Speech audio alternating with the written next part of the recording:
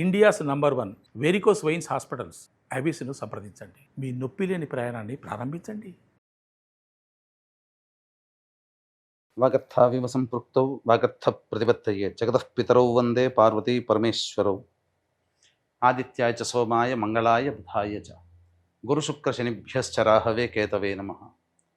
శృంగేరి జగద్గురు పీఠాధిపతులకి, కంచి పీఠాధిపతులకి నమస్కారములు తెలియచేసుకుంటూ కార్యక్రమాన్ని ప్రారంభిద్దాం. జూలై నెల 16వ తారీఖు నుంచి 31వ తారీఖు వరకు ద్వాదశ రాశుల వారికి సంబంధించినటువంటి శుభ అశుభ ఫలితాలు, ఏ రోజుల్లో మానసికంగా ఆనందంగా ఉంటారు, ఏ రోజుల్లో అసంతృప్తి ఆందోళనతో ఉంటారు, అలాగే ఏ రోజుల్లో ఖర్చులు ఎక్కువగా ఉంటాయి, ఏ రోజుల్లో ఆదాయ మార్గాలు ఎక్కువగా ఉంటాయి, ఉద్యోగ సమస్యలు, ఇలాంటి వివరాల గురించి క్లుప్తముగా తెలియజేసే ప్రయత్నం చేస్తాను.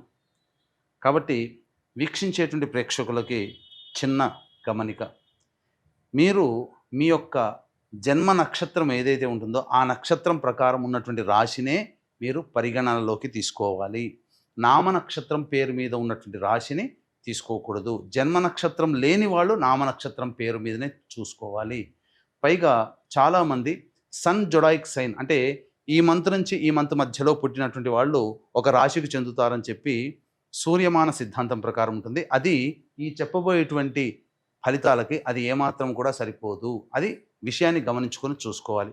కాబట్టి జన్మ నక్షత్రము, జన్మ రాశి లేదా ఈ రెండు లేకపోతే నామ నక్షత్రము, నామరాశి మీద ఉన్నటువంటి వివరాలనే మీరు ఆ రాశి ప్రకారమే చూసుకుంటే మీకు రమారమిగా మీ ఈ చెప్పబడేటువంటి ఫలితాలు మీకు సరిపోతాయని చెప్పవచ్చు. ఇక కార్యక్రమంలోకి బయలుదేరదాం. జూలై 16వ తారీఖు నుంచి 31వ తారీఖు వరకు తులారాశిలో జన్మించినటువంటి వారికి ఏ విధంగా ఉండబోతుందో తెలుసుకునే ప్రయత్నం చేద్దాం. ఈ తులారాశిలో జన్మించినటువంటి వారికి శుక్రగ్రహ సంచారం అనుకూలంగా ఉన్నటువంటి కారణం చేత ప్రధానంగా మీ యొక్క సంకల్పం ఏదైతే ఉందో అది తప్పకుండా నెరవేర్చుకుంటారు. ఇక విలువైనటువంటి వస్తువులు, ఆభరణాలు, దుస్తులు అన్నీ కొనుగోలు చేసే అవకాశం గోచరమవుతుంది. ముఖ్యంగా స్త్రీ పరంగా ఉండేటువంటి సమస్యలు తొలగించుకొని కుటుంబపరంగా, మిత్రపరంగా అన్ని విధాలుగా ఆనందదాయకంగా ఉంటారని చెప్పవచ్చు. గురువు కూడా అనుకూలంగా ఉన్నటువంటి ఈ కారణం చేత మీ యొక్క విషయాల్లో, సంబంధించిన విషయాల్లో ధనపరమైనటువంటి సమస్యలు పూర్తి చేసుకుంటారు. శత్రువులపై మీది విజయం సాధించే అవకాశం ఉంటుంది. ఇతరుల ద్వారా రావాల్సినటువంటి సహాయ సహకారాలు మీకు సంప్రాప్తమవుతాయి. అన్ని విధాలుగా ఆనందదాయకంగా ఉంటుందని చెప్పవచ్చు. రవి సంచారము అలాగే బుధగ్రహ సంచారము కూడా అనుకూలంగా ఉన్నటువంటి కారణం చేత తులారాశిలో జన్మించినటువంటి వారికి శుభమైనటువంటి పరిణామాలు చోటు చేసుకోబోతున్నాయి. ఉద్యోగ సంబంధమైనటువంటి విషయాల్లో కీలకమైనటువంటి పదవి బాధ్యతలు వచ్చే అవకాశము, నిరుద్యోగస్తులకి ఉద్యోగం లభించే అవకాశం గోచరమవుతుంది.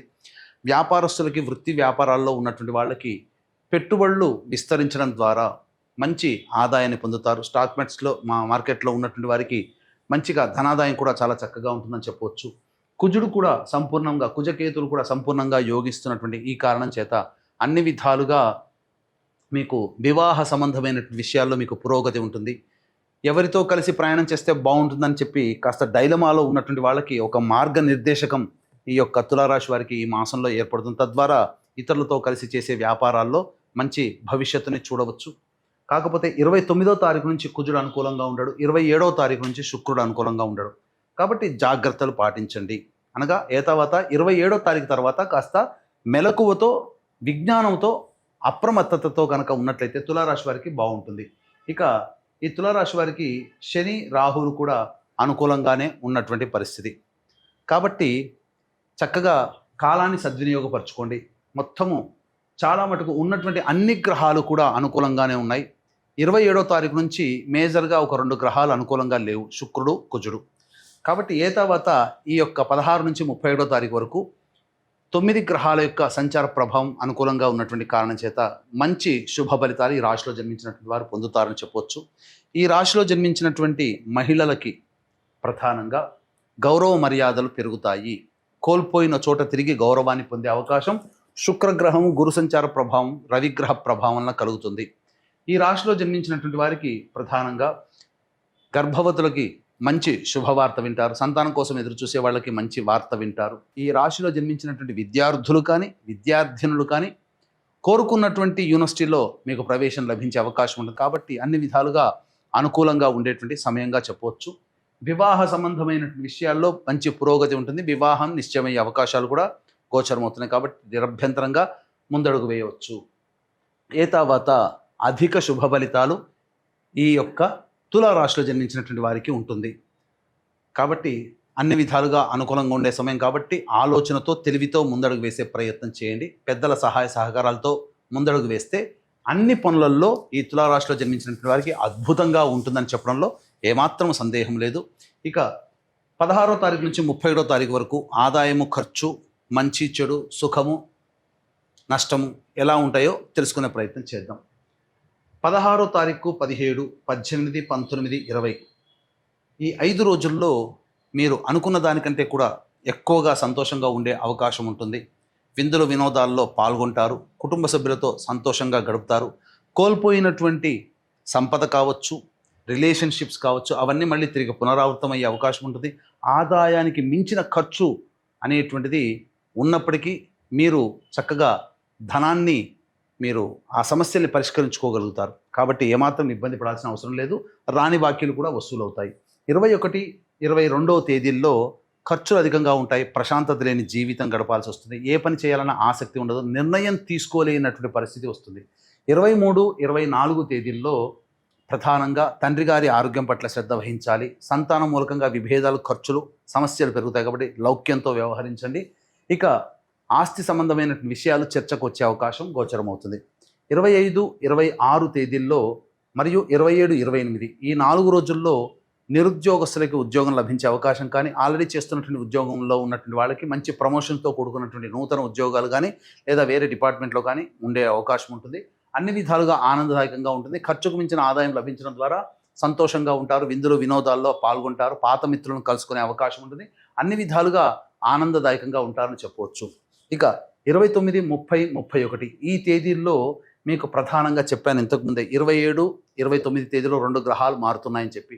కాబట్టి 29, 30, 31 ఈ 3 రోజుల్లో మీరు విలువైనటువంటి వస్తువుల్ని కోల్పోయే అవకాశం ఉంటుంది.